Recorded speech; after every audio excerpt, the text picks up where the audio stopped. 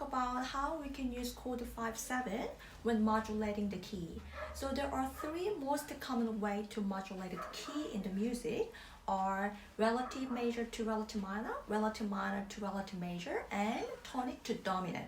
So these are the most common way to modulate the key in the music.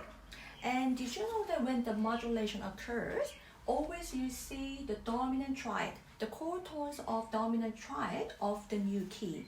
But here's what we can do. Instead of using chord 5, you can use chord 5/7. So chord 5/7 will give you 4 notes when composing a melody in the modulation instead of 3. Chord 5 will have only 3 notes, but chord 5/7 has 4 notes. So it's gonna add more interest when you are writing the melody for modulation. So when you're using chord 5/7 when modulating the key, you're gonna have 4 notes instead of 3. So it gives more interest in the melody when modulating. And also chord 5/7 will always contain the extension.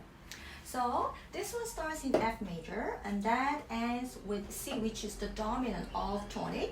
Alright, so ends with C. So that is the key of the modulation. Right? So what is a 5/7 of C? G7. Alright, so that's how you see the B natural, right? Okay, so you see the G7 chord in the new melody. Yes, that's what you see. Alright, let's look at the second melody. So that starts in F major and that ends with B flat, which is the subdominant. Alright, so that starts in F, right? And ends with the subdominant, which is the 4th note of F major, ends with B flat. So what is the 5/7 chord of a B flat? F, right?